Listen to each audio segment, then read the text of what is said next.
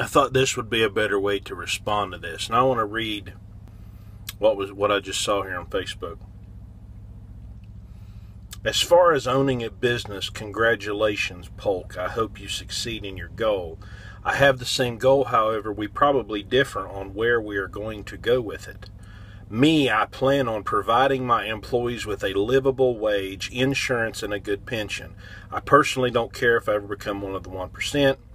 My goal is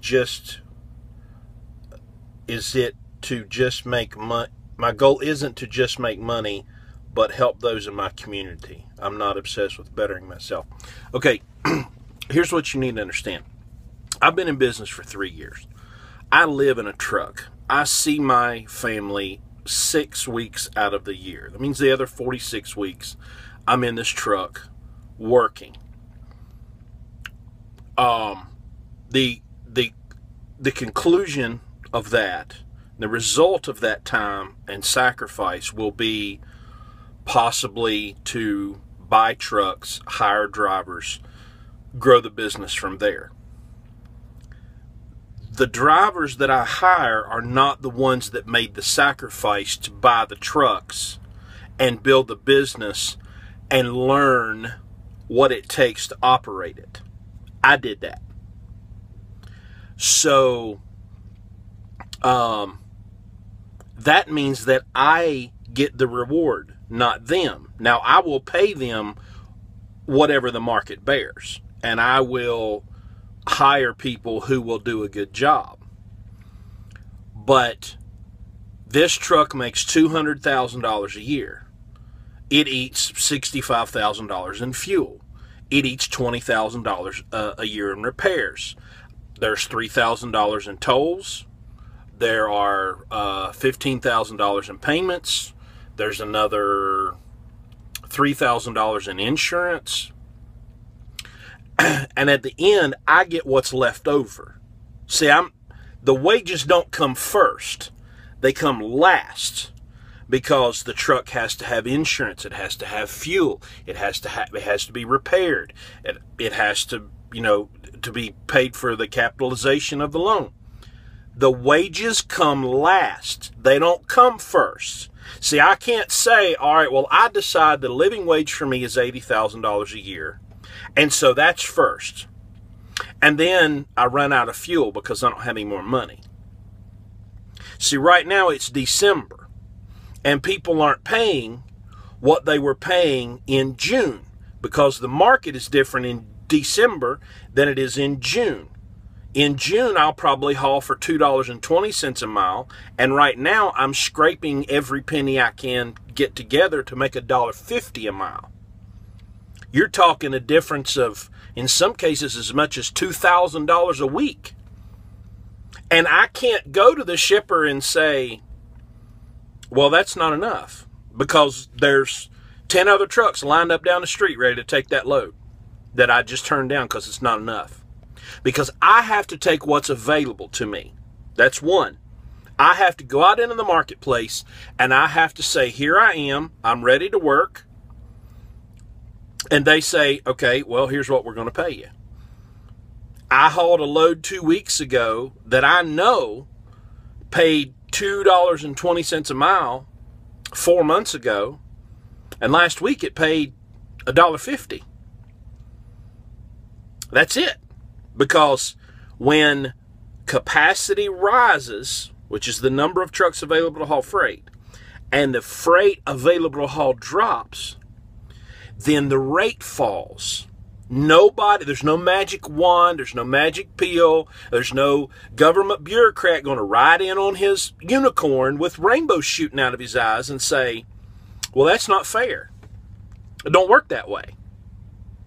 So there's a certain amount of revenue that a business makes, and that's it. You can't just say, oh, well, we'll just raise the prices. Yeah. And then the guy, see, right over here, you see out that one? There's another truck sitting right there.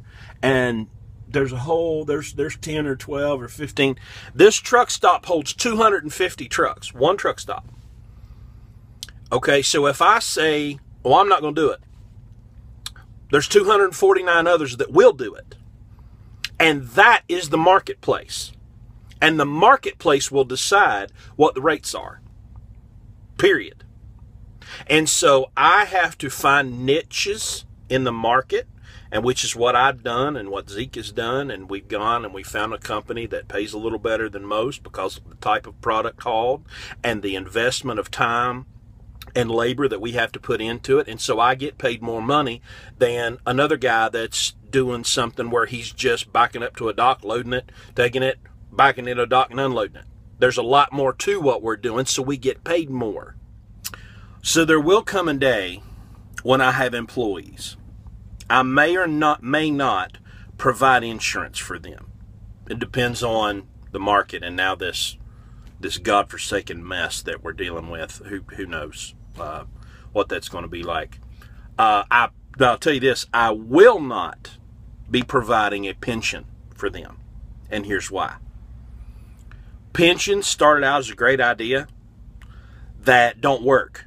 They're a mathematical nightmare because you have people that work for you, and then you have this idea that this business is going to last forever and continue to throw off money that is going to pay for retired workers, and it doesn't work. Because when the company eventually goes broke, and it will, or the company and the service or product that it's providing becomes obsolete and no one needs it anymore, then there's no need for that company anymore. There's no more revenue to pay. There's no one working to throw off money to pay for this pension, and then the pensioner is left with nothing. And so what I will do as an employer is I will go to my employees and I will say, you need to save for retirement. Now, I'll help you. Maybe I'll match a little bit like a 401k, and I can make available things, but I'm not going to do it for you because it doesn't work. Because if I get hit by a train and the business can't operate without me, and there is no more business, there is no more money. And so that's why I will never, ever, ever provide a pension, because it's an incredibly stupid, wasteful, and foolish thing to do. People need to provide for their own retirement. It's called saving money. It's not rocket science. It's not, I love the line, well, some people can't. Some people can't. No, yeah, they can. They've just been sitting on their butts for so long, listening to this propaganda and always looking for the straw man and always looking for someone to blame.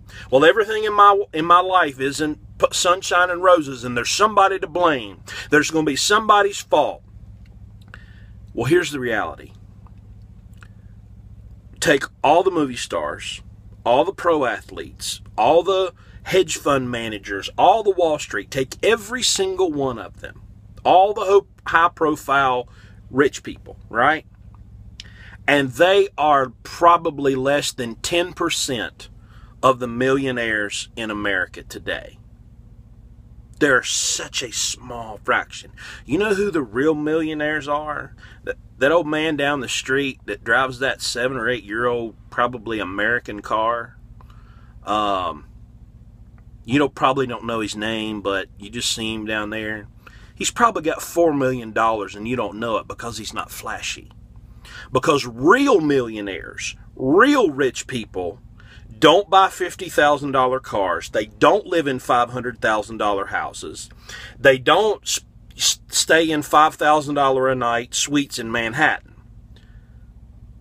Because they got rich, because they're frugal. They saved money, they invested, and they became rich. They didn't steal it from anybody. Oh, what was the line? I just hope you don't have to succeed off someone else's back. Well, we're all surviving off each other's backs. It's called capitalism. I spend and they spend on me and I spend on them. And so the most noble thing you can do is take $1 out of your pocket and consider it a certificate of appreciation.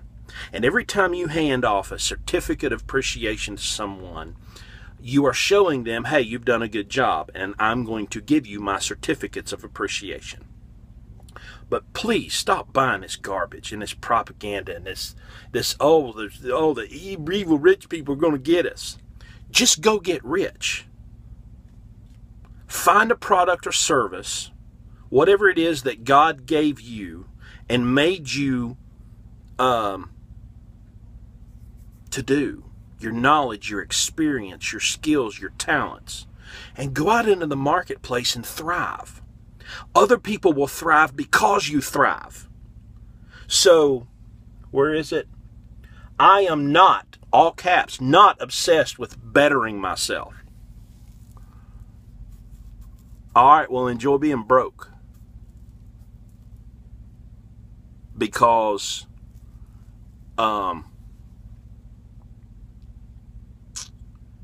Zig Ziglar has the greatest line ever. If you aim at nothing, you will hit it every single time.